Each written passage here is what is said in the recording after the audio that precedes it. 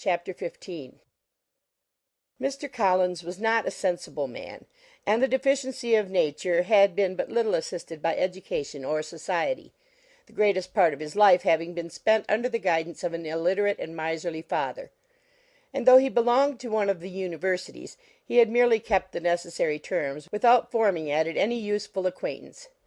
The subjection in which his father had brought him up had given him originally great humility of manner, but it was now a good deal counteracted by the self conceit of a weak head, living in retirement, and the consequential feelings of early and unexpected prosperity. A fortunate chance had recommended him to Lady Catherine de Bourgh when the living of Hunsford was vacant, and the respect which he felt for her high rank, and his veneration for her as his patroness, mingling with a very good opinion of himself, of his authority as a clergyman, and his right as a rector, made him altogether a mixture of pride and obsequiousness, self-importance and humility. Having now a good house and a very sufficient income, he intended to marry, and in seeking a reconciliation with the Longbourn family, he had a wife in view, as he meant to choose one of the daughters, if he found them as handsome and amiable as they were represented by common report. This was his plan of amends, of atonement, for inheriting their father's estate, and he thought it an excellent one, full of eligibility and suitableness, and excessively generous and disinterested on his own part. His plan did not vary on seeing them. Miss Bennet's lovely face confirmed his views, and established all his strictest notions of what was due to seniority, and for the first evening she was his settled choice. The next morning, however, made an alteration, for in a quarter of an hour's tete-a-tete with Mrs. Bennet before breakfast, a conversation beginning with his parsonage house, and leading naturally to the avowal of his hopes that a mistress might be found for it at Longbourn, produced from her, amid very complacent smiles and general encouragement, a caution against the very Jane he had fixed on. As to her younger daughters, she could not take upon her to say, she could not positively answer, but she did not know of any preposition. Her eldest daughter, she must just mention, she felt it incumbent on her to hint, was very likely to be soon engaged. Mr. Collins had only to change from Jane to Elizabeth, and it was soon done while Mrs. Bennet was stirring the fire. Elizabeth, equally next to Jane in birth and beauty, succeeded her of course. Mrs. Bennet treasured up the hint, and trusted that she might soon have two daughters married, and the man whom she could not bear to speak of the day before was now high in her good graces. Lydia's intention of walking to Meryton was not forgotten. Every sister except Mary agreed to go with her, and Mr. Collins was to attend them, at the request of Mr. Bennet, who was most anxious to get rid of him, and have his library to himself, for thither Mr. Collins had followed him after breakfast, and there he would continue, nominally engaged with one of the largest folios in the collection, but really talking to Mr. Bennet, with little cessation, of his house and garden at Hunsford. Such doings discomposed Mr. Bennet exceedingly. In his library he had been always sure of leisure and tranquillity, and though prepared, as he told Elizabeth, to meet with folly and conceit in every other room of the house, he was used to be free from them there. His civility, therefore, was most prompt in inviting Mr. Collins to join his daughters in their walk; and Mr. Collins, being in fact much better fitted for a walker than a reader, was extremely pleased to close his large book and go. In pompous nothings on his side, and civil assents on that of his cousins, their time passed till they entered Meryton. The attention of the younger ones was then no longer to be gained by him. Their eyes were immediately wandering up in the street in quest of the officers, and nothing less than a very smart bonnet indeed, or a really new muslin in a shop window, could recall them. But the attention of every lady was soon caught by a young man whom they had never seen before, of most gentlemanlike appearance, walking with another officer on the other side of the way.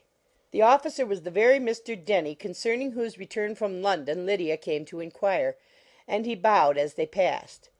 All were struck with the stranger's air, all wondered who he could be, and Kitty and Lydia, determined if possible to find out, led the way across the street under pretence of wanting something in an opposite shop, and fortunately had just gained the pavement when the two gentlemen, turning back, had reached the same spot.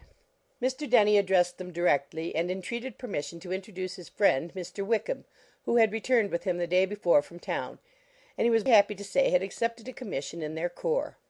This was exactly as it should be, for the young man wanted only regimentals to make him completely charming. His appearance was greatly in his favour. He had all the best part of beauty, a fine countenance, a good figure, and very pleasing address. The introduction was followed up on his side by a happy readiness of conversation, a readiness at the same time perfectly correct and unassuming; and the whole party were still standing and talking together very agreeably when the sound of horses drew their notice, and Darcy and Bingley were seen riding down the street. On distinguishing the ladies of the group, the two gentlemen came directly towards them, and began the usual civilities.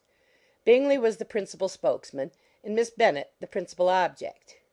He was then, he said, on his way to Longbourn on purpose to inquire after her. Mr. Darcy corroborated it with a bow, and was beginning to determine not to fix his eyes on Elizabeth, when they were suddenly arrested by the sight of the stranger; and Elizabeth, happening to see the countenance of both as they looked at each other, was all astonishment at the effect of the meeting. Both changed colour. One looked white, the other red.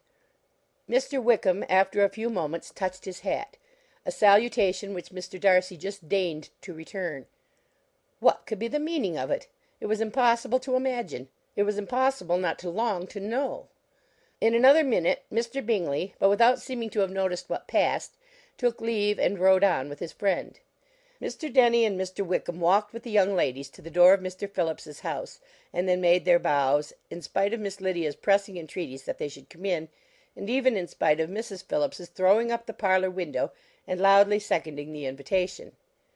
Mrs. Phillips was always glad to see her nieces, and the two eldest, from their recent absence, were particularly welcome, and she was eagerly expressing her surprise at their sudden return home, which, as their own carriage had not fetched them, she should have known nothing about if she had not happened to see Mr. Jones's shop-boy in the street, who had told her that they were not to send any more drafts to Netherfield because the Miss Bennets were come away, when her civility was claimed towards Mr. Collins by Jane's introduction of him.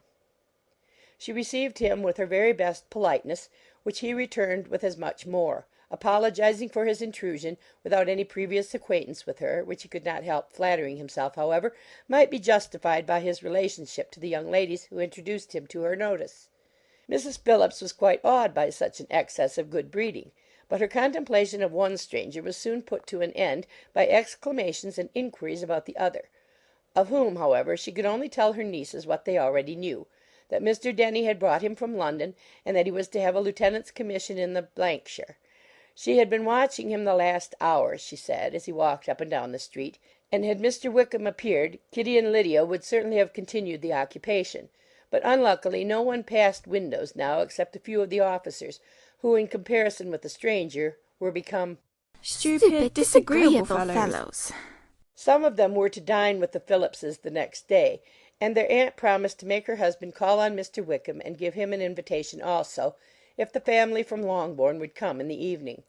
This was agreed to, and Mrs. Phillips protested that they would have a nice comfortable noisy game of lottery tickets, and a little bit of hot supper afterwards. The prospect of such delights was very cheering, and they parted in mutual good spirits. Mr. Collins repeated his apologies in quitting the room, and was assured with unwearying civility that they were perfectly needless. As they walked home, Elizabeth related to Jane what she had seen pass between the two gentlemen; but though Jane would have defended either or both had they appeared to be in the wrong, she could no more explain such behaviour than her sister. Mr. Collins, on his return, highly gratified Mrs. Bennet by admiring Mrs. Phillips's manners and politeness. He protested that, except Lady Catherine and her daughter, he had never seen a more elegant woman, for she had not only received him with the utmost civility, but even pointedly included him in her invitation for the next evening, although utterly unknown to her before; something, he supposed, might be attributed to his connection with them, but yet he had never met with so much attention in the whole course of his life.